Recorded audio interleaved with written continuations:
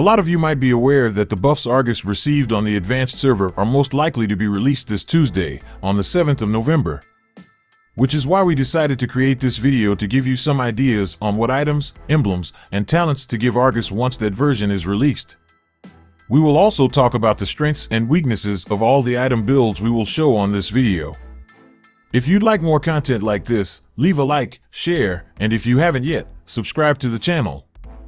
Also, in case you are not aware yet what buffs Argus will receive, we suggest watching the following videos where we not just discussed the adjustment notes, but also demonstrated and compared the buffed version with the unbuffed version.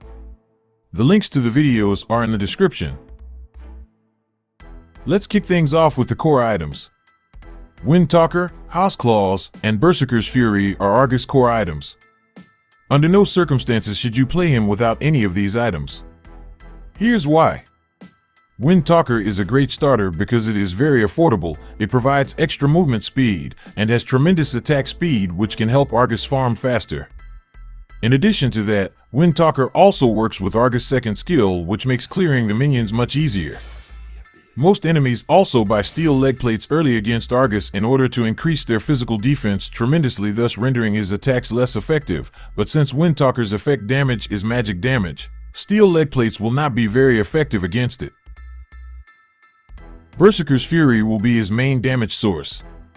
It provides a decent amount of attack and critical rate, but what makes it great is the bonus critical damage and the temporary damage bonus Argus receives upon dealing critical damage.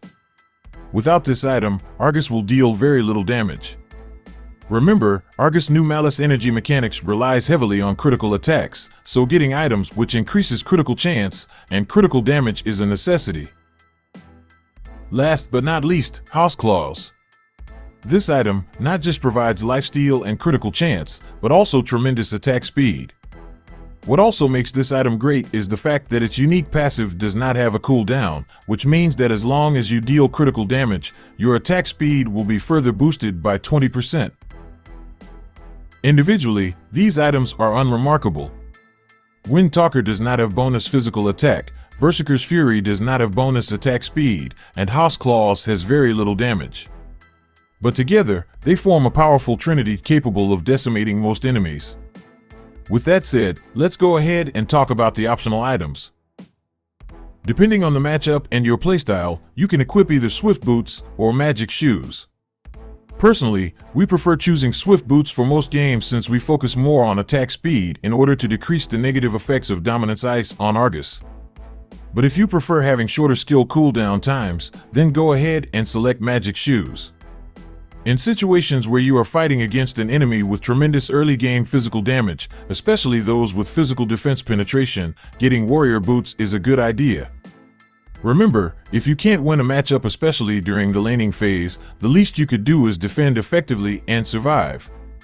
If you made some bad decisions, or were unlucky and is getting overpowered too much, assuming the opposing side laner deals physical damage, getting steel leg plates can be a good idea as well in order to greatly improve your physical defense. You can always sell it later in the game. Corrosion Scythe is amazing when it comes to attack speed and keeping your enemies from escaping. Remember, Dominance Ice is one of the best counters against Argus since it can greatly decrease his attack speed, but with this item, the effects of Dominance Ice won't be as powerful. With its decent attack speed stat and unique passive, Argus can gain as much as 65% bonus attack speed just from this item. Demon Hunter Sword is a good late-game optional item which deals damage based on how high the target's current HP is. The greater their current HP, the greater the damage this item bestows on the wielder. It also has decent attack speed and lifesteal that can help Argus survive longer in battle without the use of his ultimate. Another good thing about this item is its unique passive works on Argus' second skill, allowing it to deal greater damage especially against enemies with above average HP pools. Despite the physical defense penetration they gave Argus enhanced attacks, sometimes it is still a good idea to have Malefic Roar. This is ideal if you are dealing with multiple heroes that have above average physical defense. In our opinion, it should only be purchased mid-game onwards since it does not provide attack speed, nor critical chance, which does not help Argus in gaining more Malice energy. Blade of Despair is an excellent late-game optional item thanks to its tremendous bonus physical attack. It is also an excellent finisher thanks to its unique passive that greatly improves the physical damage of the wielder for 2 seconds when attacking heroes with 50% or less HP remaining. Due to its cost and lack of attack speed and critical rate, we normally get this to replace Argus boots. Besides, it has 5% bonus movement speed, which allows it to compensate a little for the boot's absence. Sea Halberd is not a necessity even when fighting heroes with good HP sustain. In most situations, Argus can get by against such heroes without this item. In the event, however, that the enemy's focused on HP regeneration, especially if they have healer supports, buying this item can help you overcome their strategy. It also works very well on Argus since most of his items does not provide extra HP, which means he will be able to take advantage of its unique passive and deal greater damage against enemies with extra HP from items and emblems. Great Dragon Spear is another decent optional item on Argus. It provides critical chance, which will help him gain Malice energy faster, and also has cooldown reduction, which allows Argus to use his skills more frequently, especially his ultimate. Its unique passive also allows Argus to easily chase down his prey after casting his ultimate, thanks to the temporary bonus movement speed it provides. Hunter Strike is another optional item that reduces skill cooldown times. It has physical defense penetration and also allows Argus to chase his prey more effectively thanks to the tremendous temporary bonus movement speed it gives. This is like an upgraded or more powerful version of Great Dragon Spear without critical chance. In our opinion, War Axe is not a good priority when choosing optional items due to its low base stats. War Axe is only powerful during extended fights since its true potential is only reached at max stacks, which can only be triggered if Argus is in battle for 8 seconds. At max stacks, this item provides an astonishing amount of extra physical attack and physical penetration. It also provides tremendous bonus movement speed at max stacks, which makes securing kills easier. Because of the unique passive's activation conditions, this is ideally purchased only against lineups with tanky heroes that thrive longer in battle. Besides that, you are better off getting other items for Argus.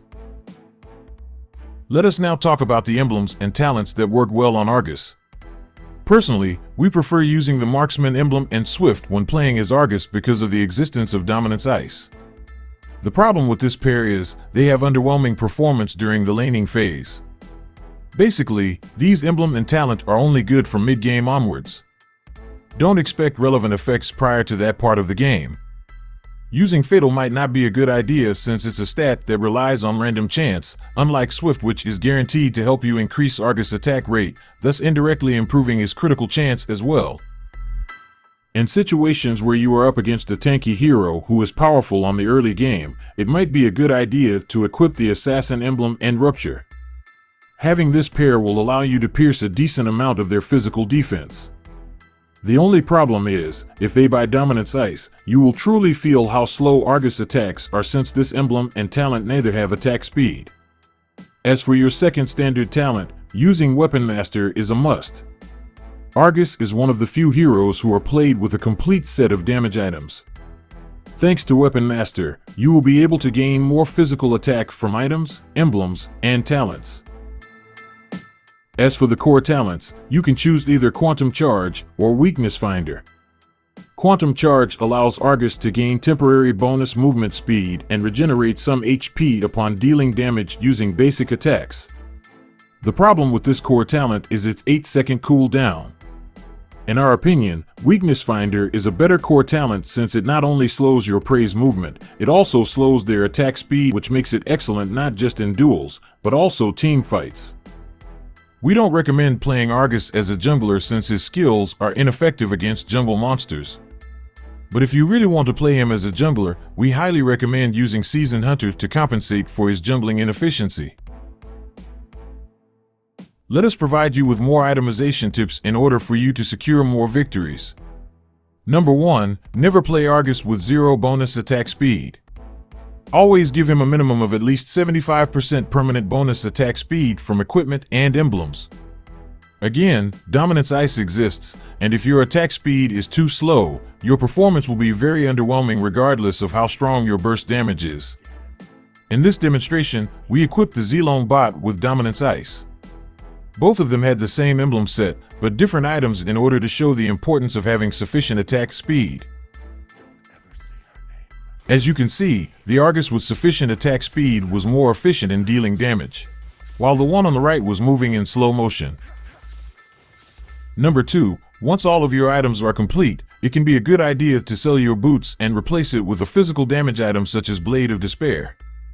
During the late game, movement speed is no longer as important as it is on the early game.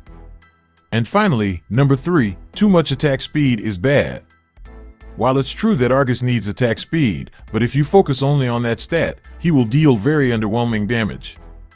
Regardless of what build you have in mind, whether that's cooldown reduction, physical pen, or attack effects, try your best to have a good balance between attack speed and critical damage.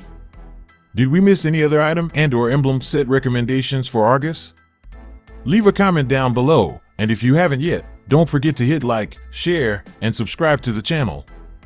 Stay safe, everyone. Peace.